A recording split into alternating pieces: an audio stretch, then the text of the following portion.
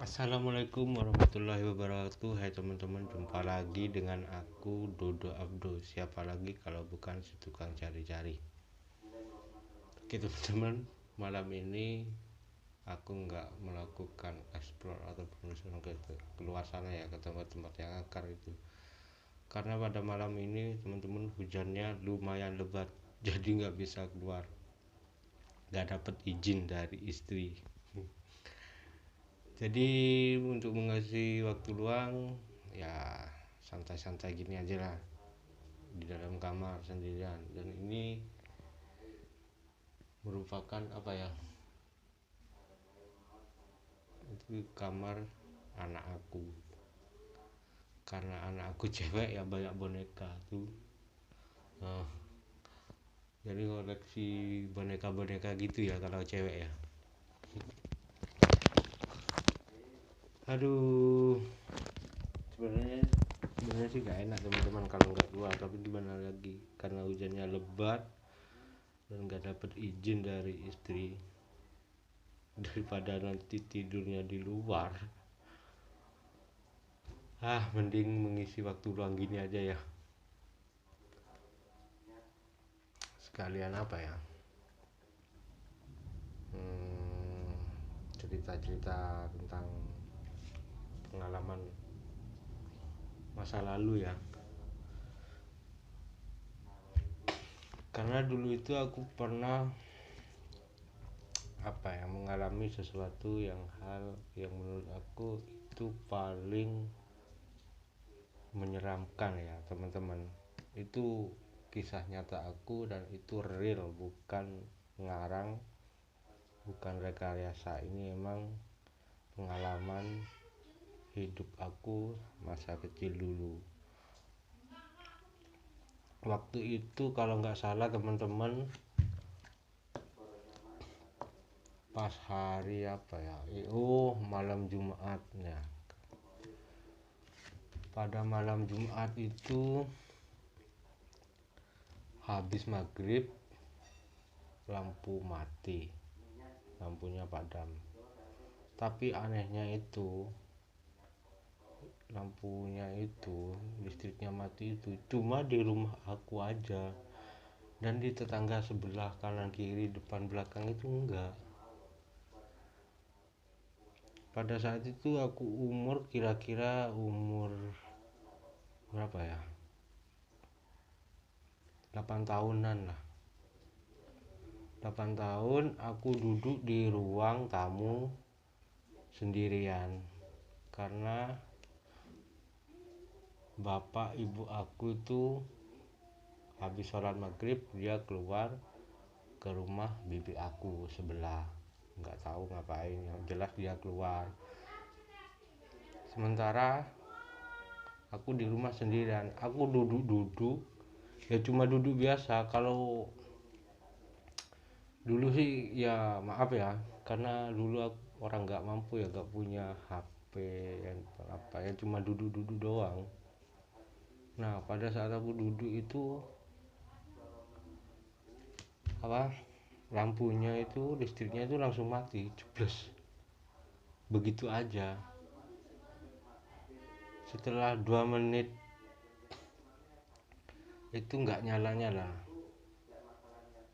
pas ke ya berapa ya, mungkin lumayan lama lah. Aku cuma santai aja di kursi ya, duduk.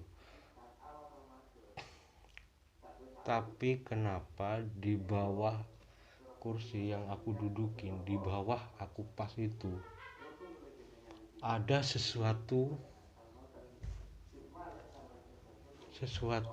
apa ya, yang sangat menyeramkan. Bukan interaksi apa, cuman suara. Tapi suara itu sangat jelas.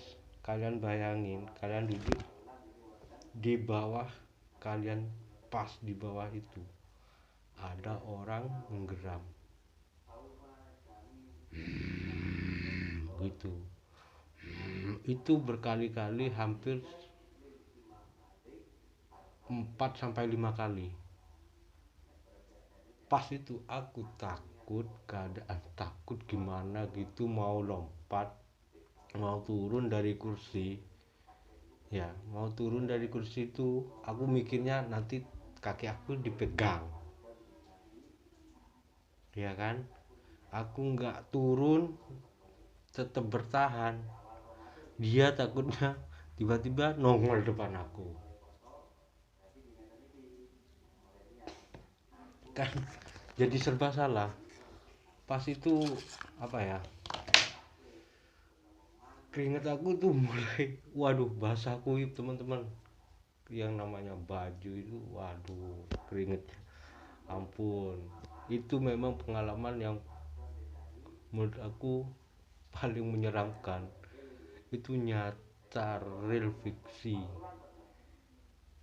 yang pernah aku alami dulu waktu masa kecil. Dan bukan hanya itu teman-teman, dulu juga pernah ini, ya mungkin umur aku masih sekitar apa ya, 3 sampai 4 tahun nggak salah ya. Itu sama sepupu aku. Pas hari itu keadaannya habis maghrib, iya habis maghrib. Itu di rumah mbak aku atau nenek ya, itu keadaannya habis tahlilan karena mbak aku itu meninggal dunia. Dan itu pas hari ke-7 tahlilan.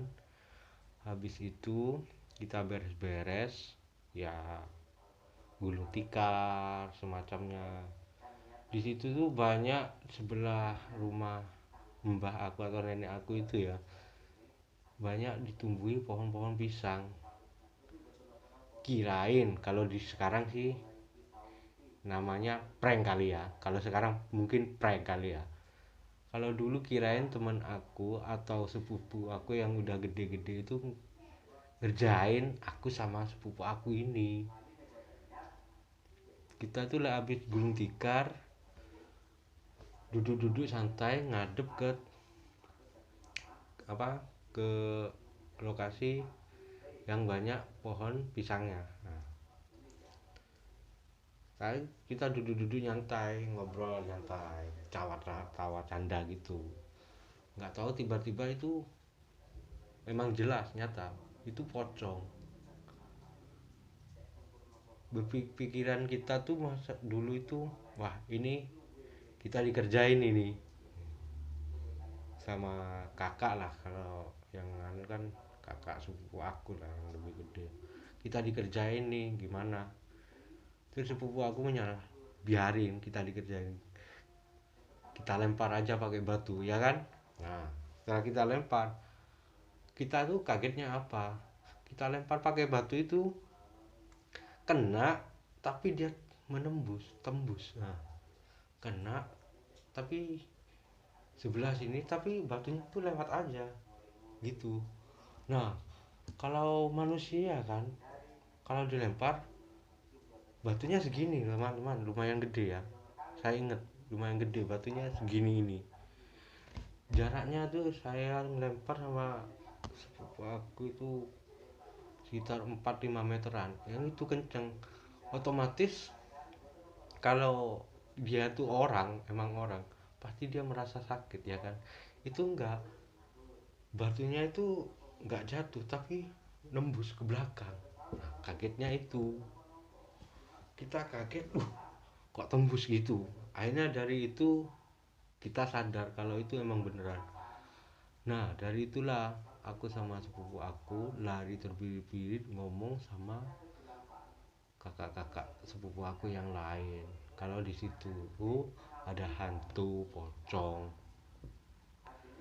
Setelah kita kesana nyamperin lagi rame-rame sama kakak-kakak aku, di itu nggak ada. Cuman kakak-kakak aku percaya kalau di sini, di tempat itu habis ada pocong, itu ada bekas bau busuk. Padahal di situ sudah pakai senter, cari kemana, ke sana ke sini nggak ada bangkai, tapi bau busuknya itu sangat menyengat. Percayanya itu. Nah, terus pengalaman aku yang ini juga emang pernah berhadapan ya sama Gunturwo. Ini nyata juga, fiksi real nyata, ini bukan ngarang teman-teman, ini emang pengalaman pribadi aku. Pada saat itu ya sama sepupu aku lagi, kita dulu tuh gimana ya, agak nakal ya. Dalam arti kan nakal itu bukan kayak nakal-nakal gimana, kita itu nakalnya itu sering bolos. Kalau ada tahlilan kita sering bolos kan, gitu, sering bolos kalau ada tahlilan. Dan kalau disuruh itu sedikit menyimpang lah, kita disuruh beli ini tapi malah dapat, misalnya ada beli rokok ya, beli rokok merek inilah tapi yang harganya 8.000. Nah, terus kita belinya merek ini yang harganya 5.000, jadi kita dapat 3.000. Nah, 3.000 itu kita belikan jajan-jajan gitu. Makanya dari itu juga sering ngambil rokoknya paman sama sepupu aku. Pada hari itu pas lagi ada acara ya di rumah, kita sepakat untuk mengambil rokok dua. Kita baru sangat-sangat pertama kali belajar merokok, teman-teman. Oke, jadi sepupu aku tuh sepakat mau ngambil rokok. Kita ngambil rokok 2 batang. Kita sembunyi di barongan ya, kalau di sini ngomongnya barongan. Barongan itu mungkin banyak, ada yang tahu, ada yang enggak ya. Barongan itu kayak lokasi itu memang ditanami apa ya, bambu-bambu, pohon bambu-bambu banyak. Jadi emang lokasinya lumayan lebar lah ya. Kalau di sini mengatakan pekarangan ataupun barongan. Nah, itu. Nggak bisa bahasa Inggris. Kebetulan di situ emang dulu tuh ada lori. Tahu nggak lori? Kayak kereta itu yang pengangkut tebu, nah gitu. Itu menuju ke lewat di tempat barongan itu, yang kebun bambu lah. Ya, kebun bambu istilahnya. Kita sepakat untuk ke situ. Nah, belajar rokok di situ. Kita cuma berdua, ini nyata. Kalau nggak salah hari itu hari Rabu ya, hari Rabu jam setengah 9 malam. Nah, kita masih kecil, masih nakal-nakalnya kan ya. Itu sepakat, aku yang ngambil rokoknya 2 batang, sepupu aku mengalihkan perhatian, habis itu sepupu aku yang ngambil korek. Nah, itu kita sepakat, lalu kita berangkat. Mungkin teman-teman ngerasain kan, apa tahu kan, kalau lagi pertama kali belajar ngerokok itu rasanya pasti batu-batu kan. Nah, itu kita ini batu-batu juga. Kita cuma nahan, terus pingin, istilahnya dulu itu pingin apa ya, pengen mungkin cepet dewasa atau gaul lah gitu. Setelah itu kalau nggak salah dapat setengah itu, tinggal setengah atau separuh itu, ada sesuatu yang aneh di depan kita. Itu ada sebuah, kirain aku tuh apa ya, ada lampu atau apa merah dua berjalan sedikit demi sedikit menghampiri kita. Oh, siapa itu? Aku pakai senter merah tapi kok gak terang, pikiran aku gitu. Dan sedangkan sepupu aku mengatakan itu mata apa senter gitu, mungkin senter kali. Tapi waktu dulu itu emang jarang penerangan dari cahaya lampu-lampu. Kalau di biasanya di tempat-tempat gitu jarang dikasih penerangan lampu teman-teman. Dulu korek itu yang ada senternya teman-teman ya, korek yang ada senternya dulu. Nah, semakin lama warna merah 2 itu dia semakin mendekat. Kalau saudara sepupu aku ini udah menyadari kalau itu adalah sebuah sepasang mata merah, tapi aku menyangkalnya kalau itu adalah sebuah senter. Kan juga ada yang korek ada senter yang nyalanya merah, ada lampunya merah itu. Aku cuma gitu. Kalau sepupu aku sih bilang itu jangan-jangan itu hantu genderuwo yang matanya merah. Aku cuma nyangka mana ada itu. Tapi semakin lama dia semakin mendekat. Nah, kira-kira hampir jarak 6 meter itu baru jelas kalau dia itu, baru sadar aku kalau dia itu emang genderuwo, karena badannya itu gede, berbulu, dan ada taringnya, matanya merah. Nah, itu yang tadi aku kirain senter warna merah, ternyata dia itu matanya yang merah. Tapi aku cuma ngelihat dulu, masih masih belum istilahnya masih belum mencerna apakah ini benar apa enggak gitu. Masih otak aku masih berpikir, dan akhirnya aku tuh sadar kalau dia itu emang genderuwo. Aduh, kalian bayangin deh gimana rasanya. Itu pengalaman aku dulu waktu kecil. Aduh, ini bukan sekedar ngarang teman-teman, bukan cerita-cerita yang orang atau apa. Ini emang cerita aku, kisah hidup aku masa kecil. Kenapa aku sekarang hobi ke tempat-tempat yang bukan sewajarnya lah bukan umumnya lah, tapi cuma aku penasaran aja gitu. Mungkin banyak di luar sana kayak youtuber yang lain yang gede-gede itu emang gak tahu juga sih, emang sering muncul ada penampakan gitu. Tapi kalau aku selama ini cuma ya kalau dapat sih rezeki satu dua mungkin ada di video-video aku.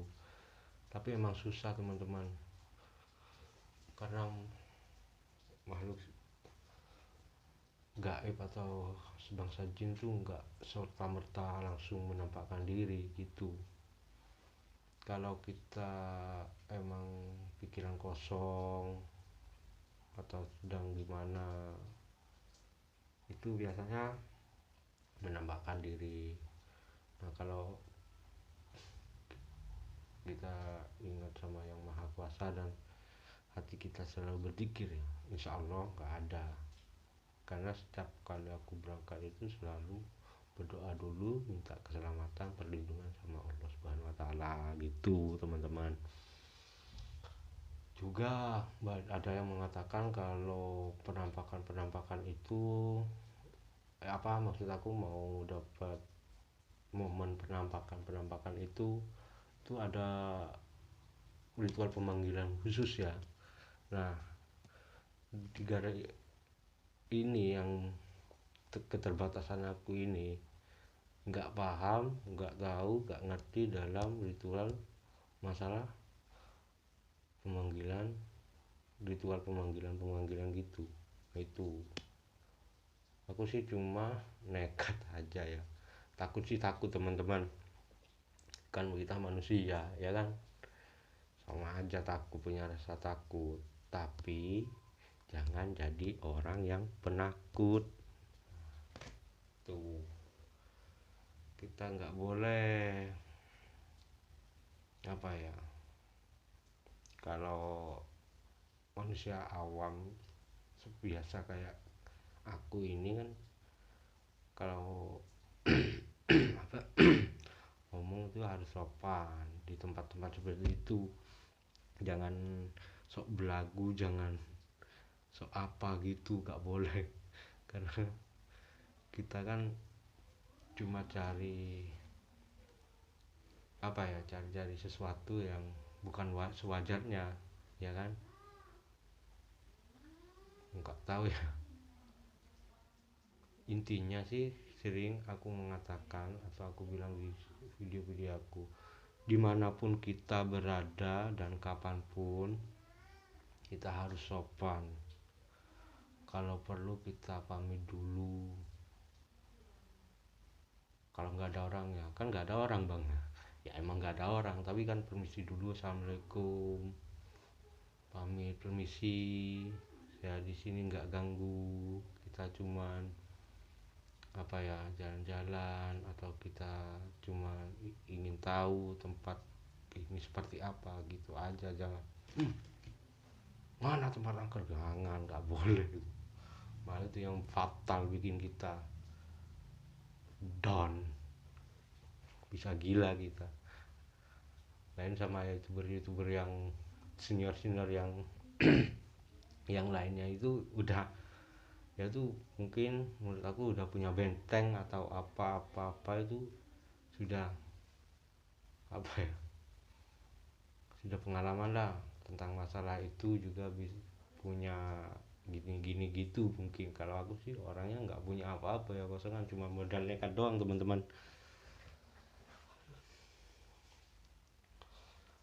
Aduh, kayaknya hujannya masih terus teman-teman. Nggak boleh, nggak diizinin, beneran nggak diizinin keluar sama tuh istri aku. Aduh, santai aja. Oke, mau rokokan dulu, santai teman-teman, sambil rokok dulu ya.